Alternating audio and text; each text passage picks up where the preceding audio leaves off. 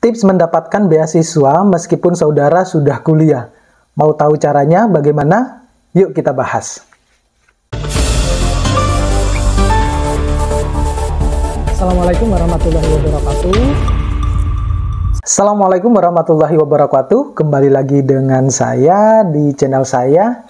Ya, jangan lupa bagi teman-teman dan juga teman-teman yang mungkin sudah subscribe, ya jangan lupa juga untuk selalu menonton video-video saya secara full, video-video saya yang lain. Yang baru juga mampir nggak apa-apa ya. Saya juga punya satu channel yang namanya Mimbar Intelek. Anda juga bisa mampir ke sana.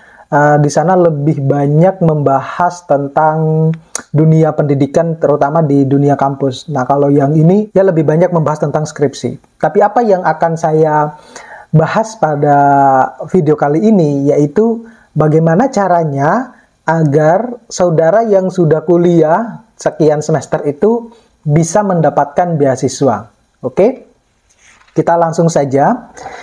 Jadi, ketika saudara, mungkin di dalam benak saudara itu mendapatkan beasiswa itu adalah ketika saudara sebelum mau masuk di semester awal perkuliahan. Ternyata tidak. Jadi, pemerintah itu juga menyediakan beasiswa yang kemudian disebar ke seluruh universitas, di mana beasiswa-beasiswa tersebut itu bisa saudara dapatkan meskipun saudara sudah, katakanlah sudah menginjak di semester 3, semester 4, semacam itu, atau semester 5 ya. Jadi, apakah kalau saudara sudah menginjak di semester sekian, Anda sudah tidak bisa mendapatkan beasiswa? Pertanyaannya tidak. Jawabannya tidak. Jadi Anda bisa mendapatkan beasiswa tersebut ketika saudara sudah menginjak ke semester sekian. Kenapa demikian? Karena salah satu syarat untuk mendapatkan beasiswa tersebut adalah Anda harus memiliki IPK, katakanlah IPK 3, sekian, gitu, atau 3,25. Nah, itu adalah salah satu syaratnya. Oleh karena itu, karena dia memiliki salah satu syarat bahwa harus memiliki IPK sekian, berarti secara otomatis si mahasiswa tersebut itu harus sudah menjalani perkuliahan dulu minimal 1 semester. Nah, bagaimana caranya mendapatkannya?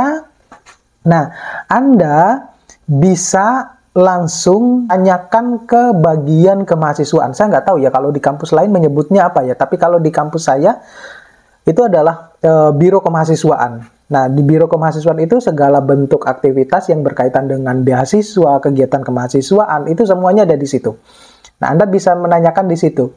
Nah, karena persyaratan, salah satu persyaratannya itu adalah Anda harus memiliki IPK sekian, ya 3, sekian itu. Oleh karena itu, beasiswa ini khusus diperuntukkan untuk mahasiswa-mahasiswa yang sudah menjalani perkuliahan sekian semester.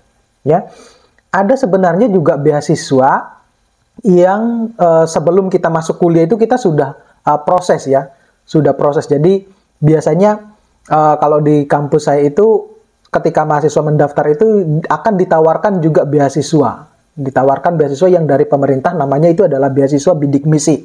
Semacam itu. Tetapi beasiswa yang saya maksud di dalam video ini adalah beasiswa juga yang dikeluarkan oleh pemerintah, tapi biasanya berbunyi adalah beasiswa mahasiswa berprestasi.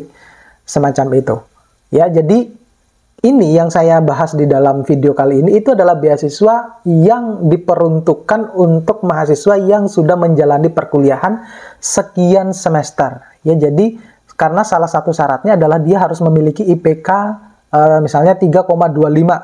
Misalnya itu, saya lupa IPK-nya berapa ya yang disyaratkan, tapi di atas 3. Biasanya begitu. Nah, oleh karena itu, Anda harus sudah bisa menjalani perkuliahan minimal 1 semester. Jadi bagi mahasiswa yang sekarang mungkin menginjak di semester 2, semester 3, ataupun di atasnya, Anda bisa datang langsung ke bagian kemahasiswaan atau bisa menanyakan ke bagian jurnya ya, kaprodinya, ketua jurusan, untuk apakah ada penawaran beasiswa yang bisa saya ikuti. Jadi ikuti aja dulu seleksinya seperti apa ya. Dan seleksinya termasuk paling mudah dibandingkan dengan ketika kita mendapatkan beasiswa kayak seperti bidik misi ya. Kalau seleksi untuk beasiswa seperti beasiswa yang saya maksud itu, beasiswa mahasiswa berprestasi itu, hanya cuma beberapa persyaratan yang dikumpulkan. Dan itu tidak ada juga sejauh yang saya dapatkan ya, yang saya lihat, itu tidak ada momen kayak seperti wawancara gitu atau mengisi kuesioner dan apalah gitu ya.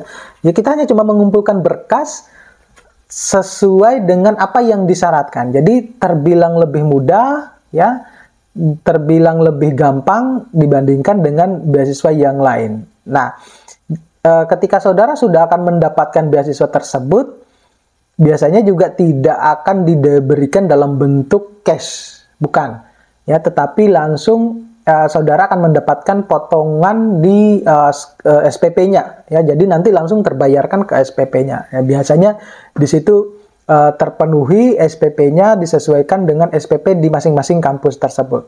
Nah, apakah beasiswa itu dapat dari beasiswa pemerintah? Iya. Jadi itu adalah salah satu beasiswa pemerintah. Terus apakah ada juga beasiswa kampus? Juga ada. Anda juga bisa menanyakan di bagian kemahasiswaan. Cuma beasiswa mahasiswa berprestasi yang saya maksud ini itu memiliki keterbatasan. Maksudnya keterbatasan seperti apa? Keterbatasan yang saya maksud itu adalah kalau prestasi saudara di semester berikutnya itu menurun, dalam hal ini katakanlah IPK-nya tidak mencapai 3, maka secara otomatis Anda tidak akan mendapatkan beasiswa tersebut. Ya, yang namanya juga beasiswa prestasi, oleh karena itu Anda harus bisa berprestasi di kampusnya. Ya, tentunya Anda juga harus mengikuti kegiatan-kegiatan organisasi ataupun kegiatan-kegiatan kampus lainnya, ya, terutama seperti kompetisi-kompetisi, perlombaan-perlombaan lah semacam itu. Itu yang menjadi salah satu kunci Anda mau mendapatkan beasiswa.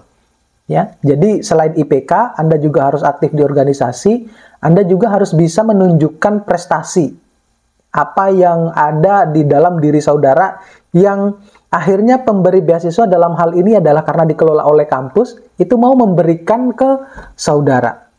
Itu jadi tidak lagi ada keraguan bahwa oh anak ini tidak memiliki prestasi meskipun IPK-nya tinggi. Oh anak ini tidak bergabung di dalam sebuah organisasi, maka akan gugurlah persyaratan tersebut. Anda tidak akan mendapatkan beasiswa.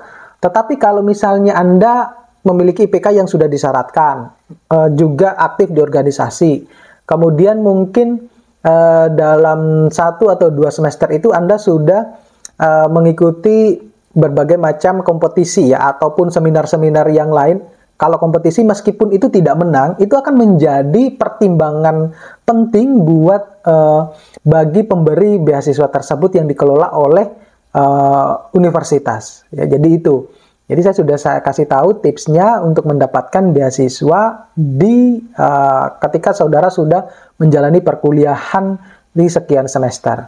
Nah, itu yang akan menjadi bahan pertimbangan buat saudara, ya setidaknya untuk meringankan beban saudara, mungkin juga meringankan beban orang tua ketika saudara itu mau berkuliah ya, mau kuliah dan mau menyelesaikan perkuliahannya. Nah, itu mungkin yang bisa saya sampaikan. Mudah-mudahan ini bermanfaat bagi teman-teman. Jangan lupa ya untuk subscribe di channel sebelah saya, di channel saya yang satunya maksudnya, namanya Mimbar Intelek. Ya, itu kurang lebih apa yang saya bahas ya sedikit berbeda lah gitu, tapi orangnya sama saya ya. Oke, terima kasih, sampai ketemu pada video-video berikutnya. Saya akhiri, assalamualaikum warahmatullahi wabarakatuh.